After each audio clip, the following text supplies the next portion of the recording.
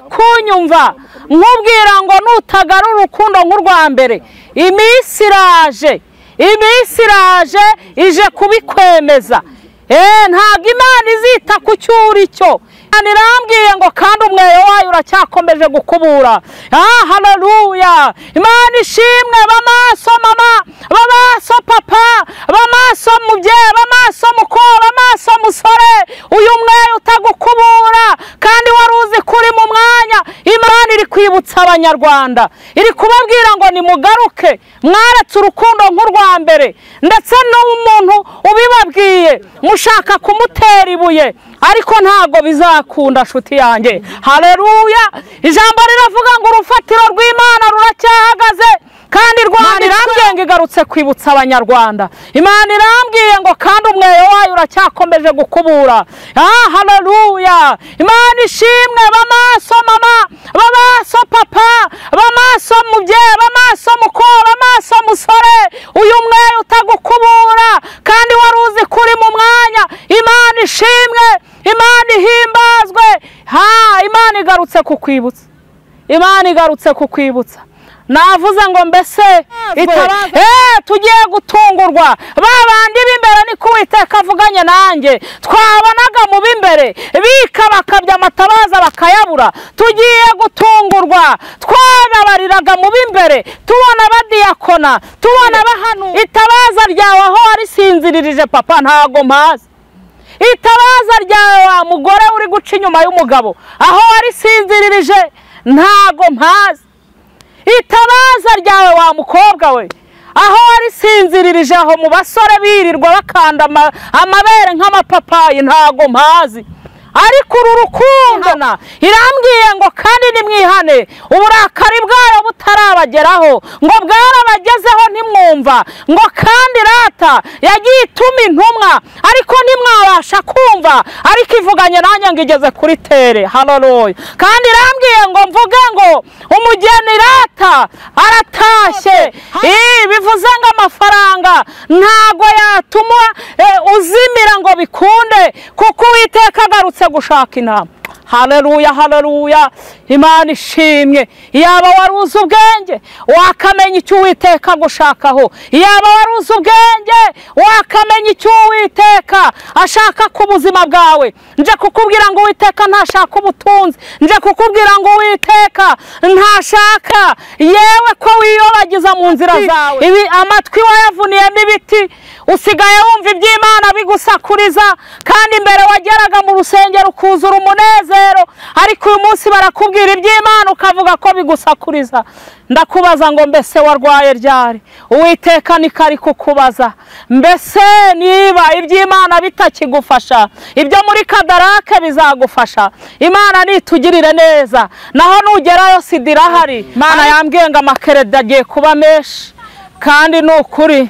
Reka mbabwire, nimutaba amaso bivuze ngo Uwiteka ateje umuyaga mu byanyu, ibyishingikirizo byanyu Uwiteka bihinduye ubusa. Imana nitugirire neza. Nimugaruke Uwiteka atarakuraho ibyanyu kugira ngo ariko Imana iri kukwibutsa, iri kukubwira ngo garukira aho ngaho. Waba waratanye ushaka ubutunzi, waba waratanye yewe mu by'isi bikagushuka, ariko Imana ivuze ngo iki? Iravuze ngo garukiraho, igitereko kitabaza kitarakurwa hacyo. Imana mboneraho no kubwira abantu bari mu gihugu cyo hanze, Imana irambwiye ngo iraje. Haleluya! Irambwiye ngo ije guhana inkozi z'ibibi zabigize akamenyero. Imana ishimwe, Imana ihimbazwe. Irambwiye ngo nimugarukire aho ngaho, igitereko kitabaza kitarakurwa hacyo. Irambwiye ngo ibyo mubonye ni bikeya, hagiye kuza n'ibindi byinshi. Icy'ingenzi Imana ishaka, irashaka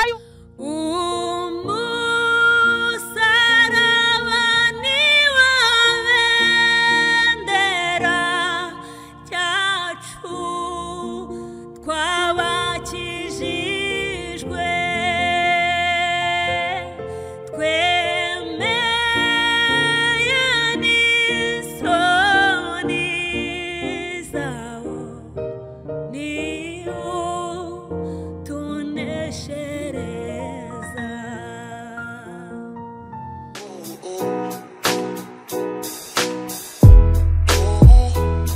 uwabuze umuranga yaheze iwabo kugira ngo ibirori byawe bigende neza, bise neza, bisaba ibintu bitandukanye, ariko byose ababijemo baguye isari, inzara ikabica, biba bitaye agaciro. Emmanuel Catering Service twakuzaniye igisubizo, aho dutekera ubukwe, ibiterane, amahugurwa, inama n'ibirori bitandukanye.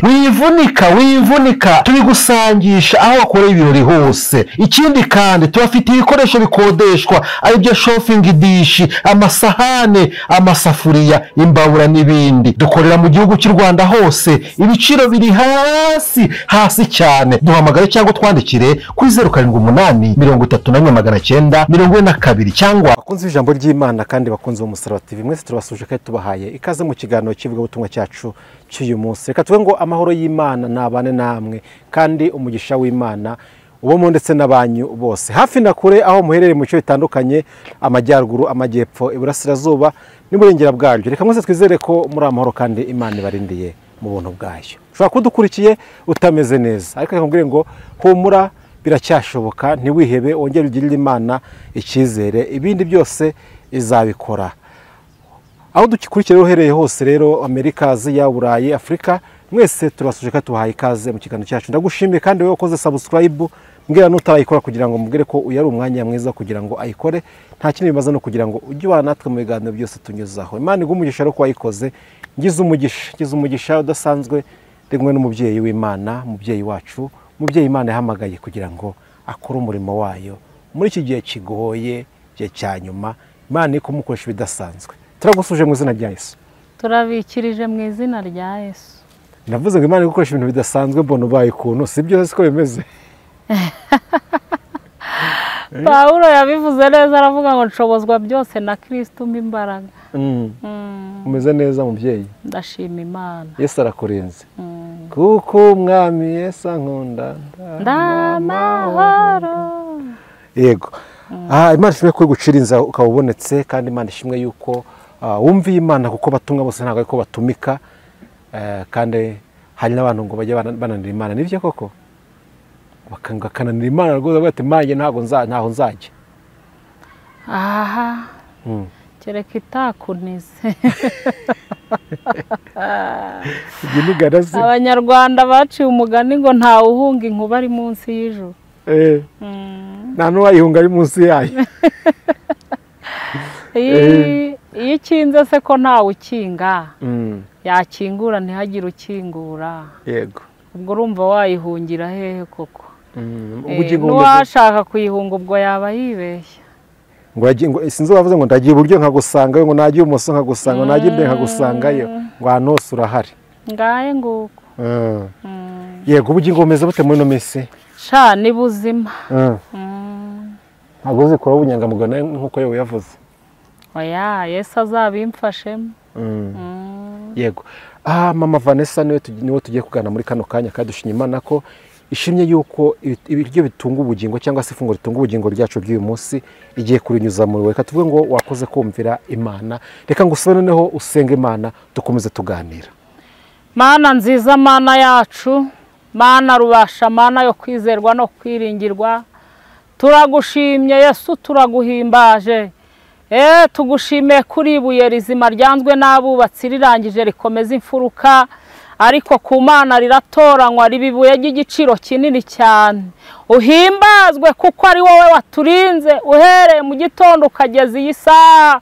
Izina ryawe nirishyirwe hejuru. Aya masaha, uyu munota Uwiteka, turavuze ngo uri uwo gupfukamirwa kandi uri uwo kwiringirwa, kubera ko tugenzuye dusanga watanze ingabo nyinshi zigapfa ku bwacu. Izina ryawe nirihimbazwe. Turi aha hantu rero, nyemerera mbaraga z'Umwuka Wera zigwire muri twe, kandi uzudushyigikire muri uyu mwanya. Reka ibyo tugiye kuvuga ntaba ari twe, ahubwo icyubahiro cyawe kiganze mu mitima yacu. Mpamagaye imbaraga z'Umwuka Wera, nyemerera ube mu ruhande rwacu, nyemerera ukorane natwe mu gihe gisa nk'iki ngiki, kugira ngo izina ryawe rishyirwe hejuru. Urakoze kuri Imana yumva gusenga mu gihe gisa nk'iki, ngaho dushyigikire nurangiza udukoze ikara ryaka ku munwa ntaba ari twe nyiribihe ahubwo uhimbazwe kuko uri uwo guhimbazwa none n'iteka ryose Yesu amen. Amen.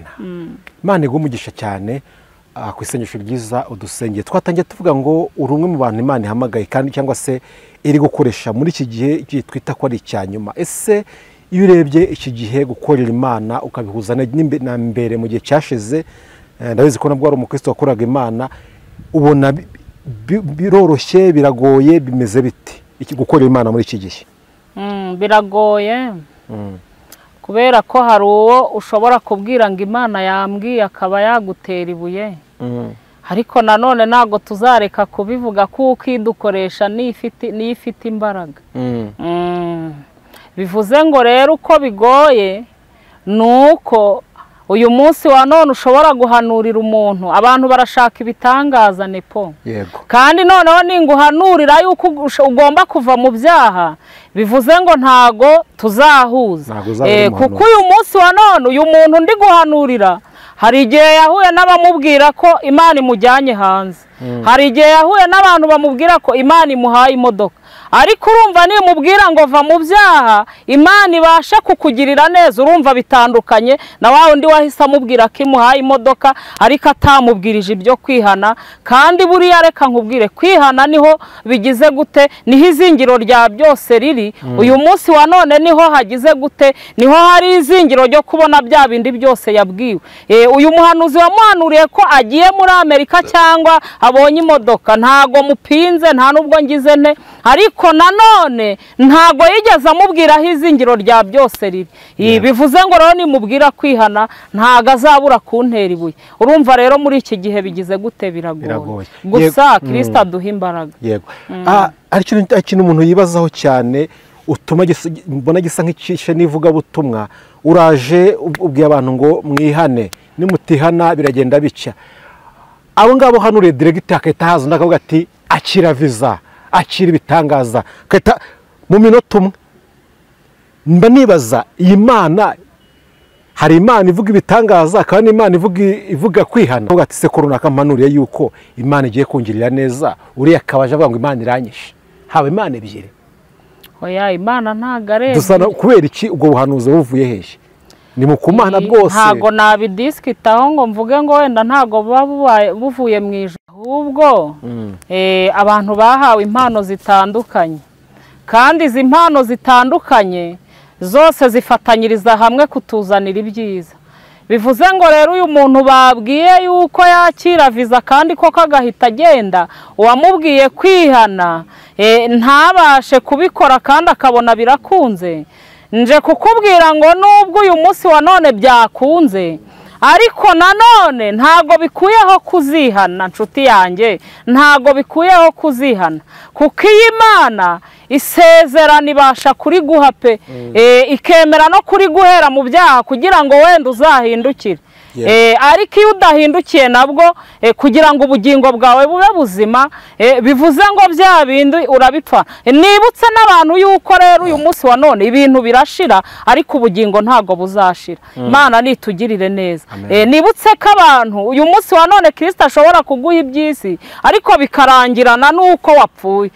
Ariko Kristo we uyu munsi wa none yaguhaye ubugingo, bivuze ngo niyo upfuye mugira gute, murajyana. Imana rero itugirire neza, ngewe ndumva bitandukanye. Yego.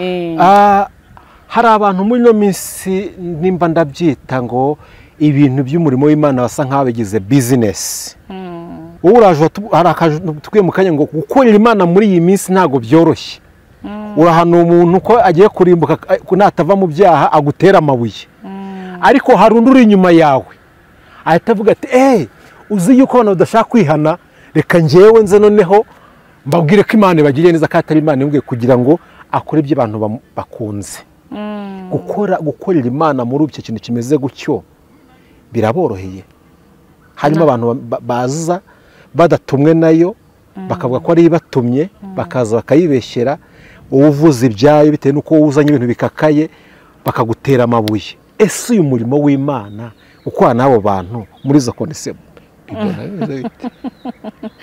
none se Stefano we ntibamuteye amabuye?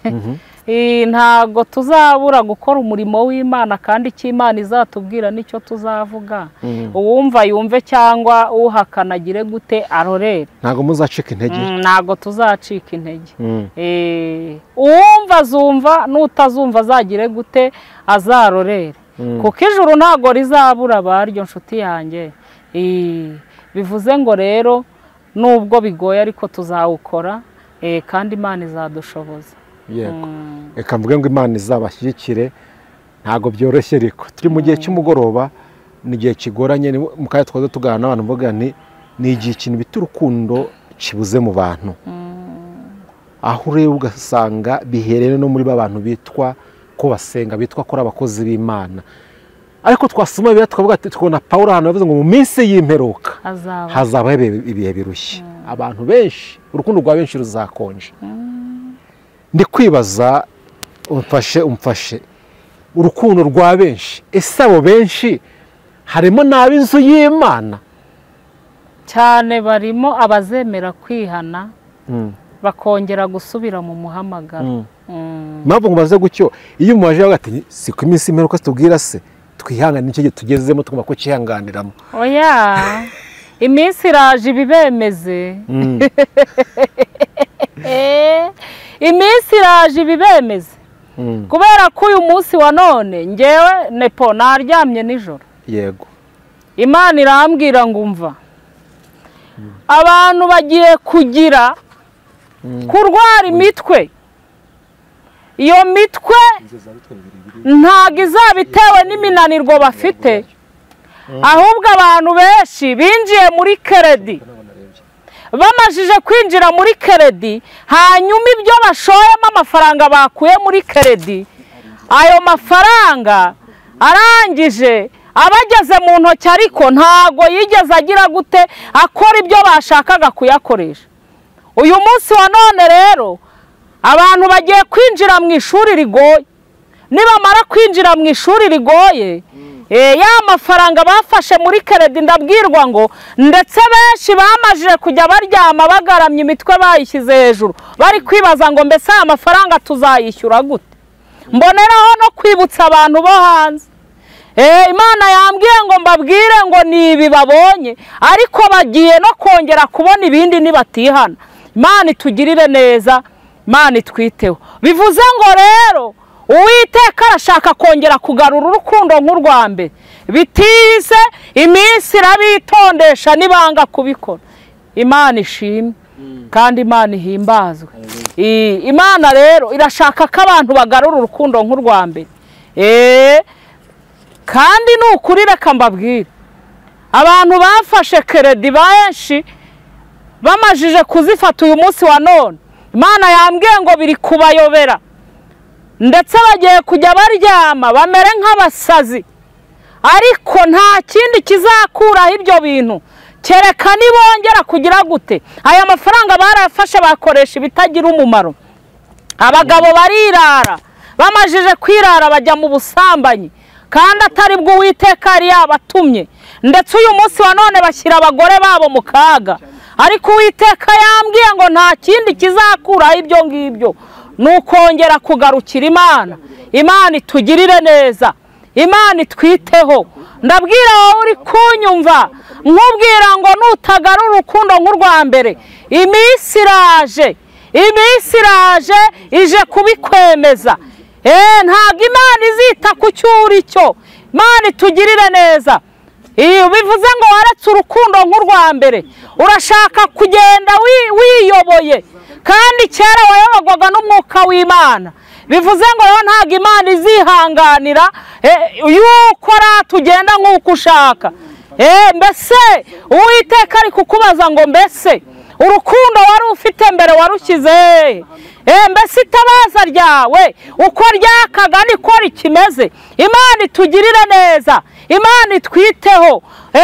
Bivuze ngo muri Matayo 25:6, nijoro basinziriye habaho urusaku ngo umukoraje ngo tube maso tumusanganire.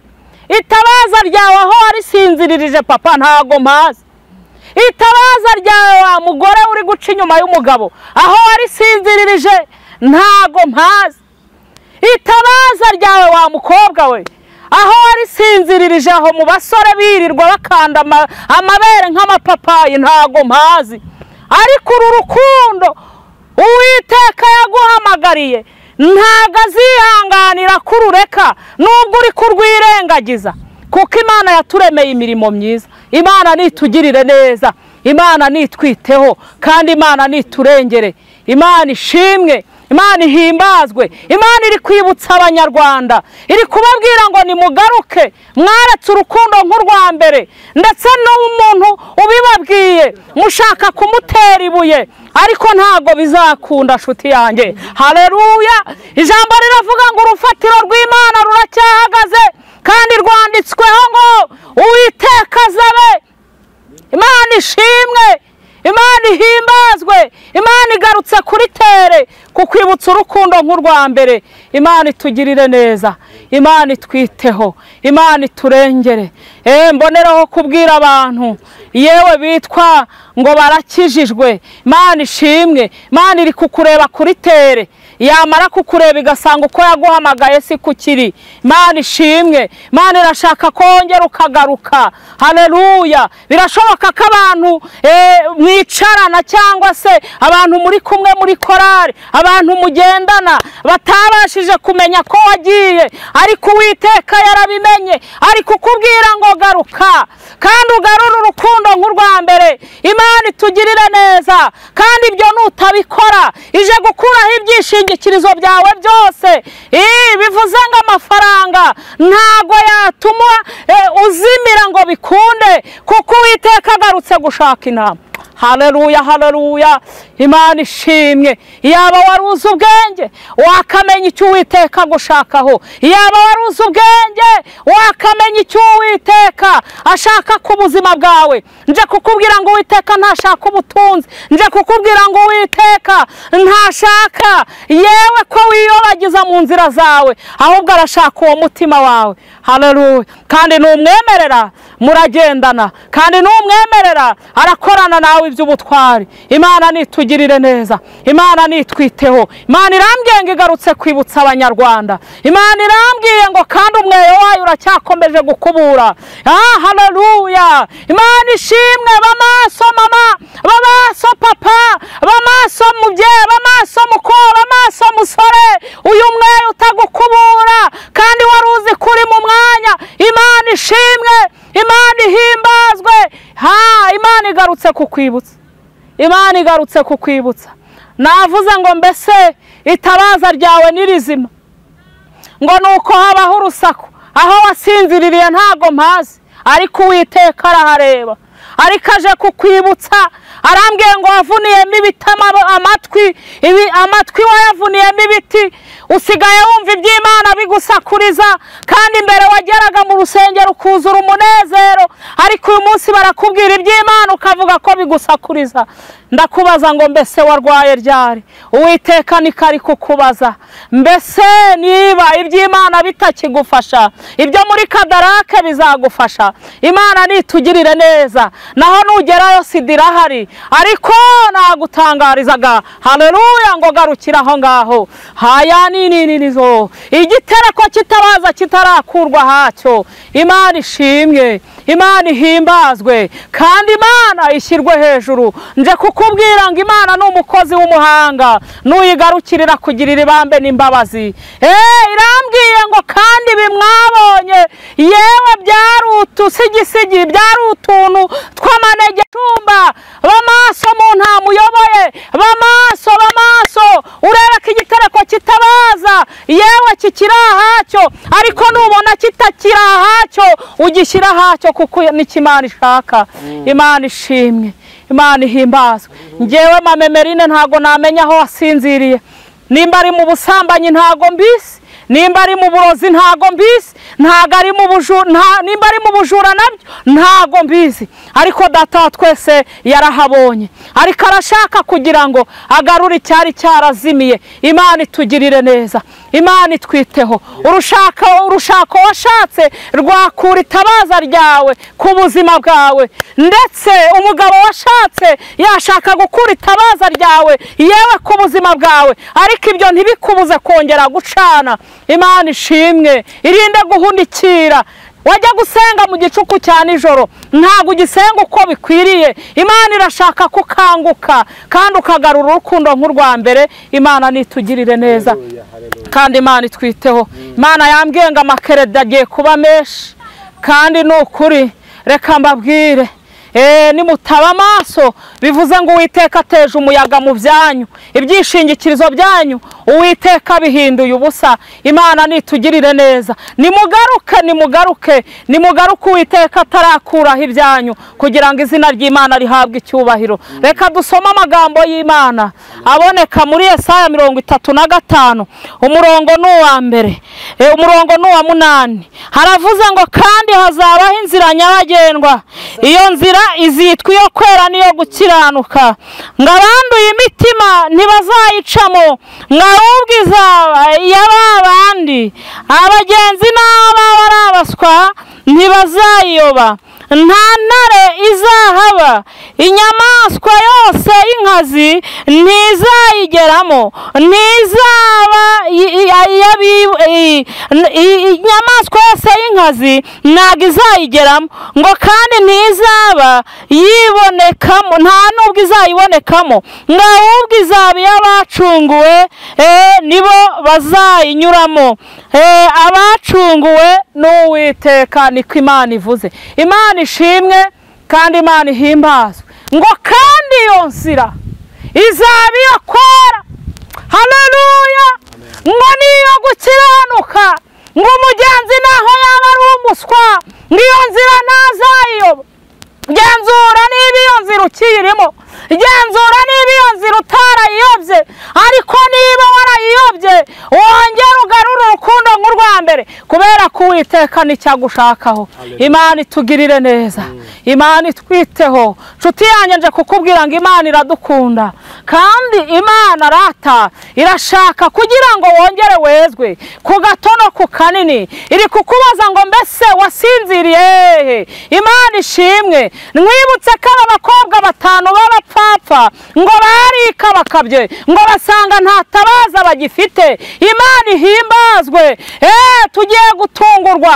Babandi b'imbere niko Uwiteka avuganye nanjye, twabonaga mu b'imbere bika bakabya amatabaza bakayabura. Tugiye gutungurwa. Twababariraga mu b'imbere tubona badiyakona, tubona bahanura, ariko dusange nta tabaza bafite. Imana itugirire neza. Ariko Imana iri kukwibutsa, iri kukubwira ngo garukira aho ngaho. Waba waratanye ushaka ubutunzi, waba waratanye yewe mu by'isi bikagushuka, ariko Imana ivuze ngo iki? Iravuze ngo garukiraho, igitereko kitabaza kitarakurwa hacyo. Imana nitugirire neza.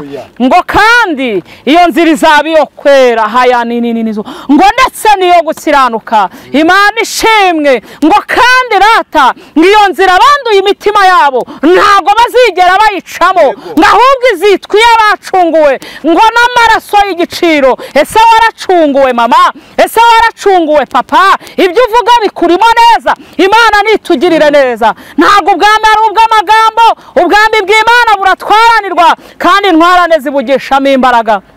Nshuti yanjye, ndagira ngo nkubwire wezwe ku gato no ku kanini. Mboneraho no kubwira abantu bari mu gihugu cyo hanze. Imana irambwiye ngo iraje. Haleluya. Irambwiye ngo ije guhana inkozi z'ibibi zabigize akamenyero. Imana ishimwe, Imana ihimbazwe. Irambwiye ngo nimugarukire aho ngaho, igitereko kitabaza kitarakurwa hacyo. Irambwiye ngo ibyo mubonye ni bikeya, hagiye kuza n'ibindi byinshi. Icy'ingenzi Imana ishaka, irashaka yuko mwihana. Irambwiye ngo kandi nimwihane, uburakari bwayo butarabageraho, ngo bwarabagezeho ntimwumva. Ngo kandi rata yagiye ituma intumwa, ariko ntimwabasha kumva, ariko ivuganye nanjye ngo igeze kuri tere. Haleluya. Kandi irambwiye ngo mvuge ngo umugeni rata aratashye. Haleluya.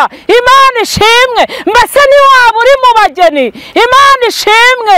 Erega uyu munsi nawe utaryama ngo upfe, wahura n'impanuka mu nzira, nimwezwe ku gato no ku kanini. Imana ni urukundo.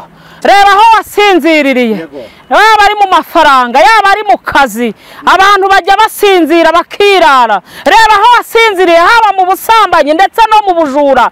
Reba aho wasinzirire, dusenge. Mana, mu izina rya Yesu, uri umunyembaraga, urashoboye, urakomeye, witwa Ndiho. Gera ku muntu wese uguteze amatwi, nyemerera Mwami, ubahe guhinda umushyitsi kubw'ijambo ryawe ryiza. Utubwiye ko iyo nzira izaba iyo kwera.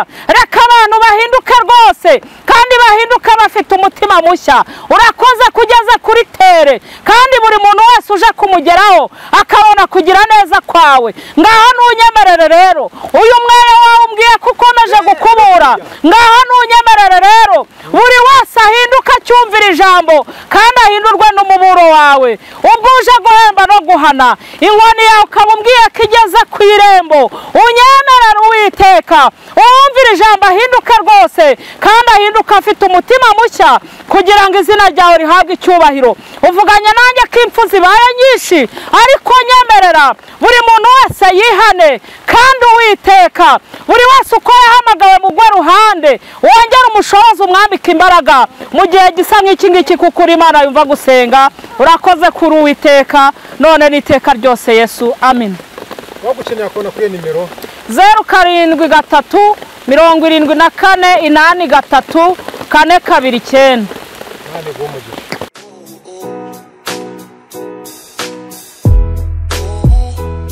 uwabuze umuranga yaheze iwabo kugira ngo ibirori byawe bigende neza, bise neza, bisabe ibintu bitandukanye, ariko byose ababijemo baguye isari, inzara ikabica, biba bitaye agaciro. Emmanuel Catering Service twakuzaniye igisubizo, aho dutekera ubukwe, ibiterane, amahugurwa, inama n'ibirori bitandukanye. Wivunika tubigusangisha aho wakoreye ibirori hose. Ikindi kandi tubafite ibikoresho bikodeshwa, aribyo shopping dish, amasahane, amasafuriya, imbabura n'ibindi. Dukorera mu gihugu cy'u Rwanda hose, ibiciro biri hasi cyane. Duhamagare cyangwa twandikire kuri 07 34 942 cyangwa 07 50 53 54 9. Emmanuel Catering Service.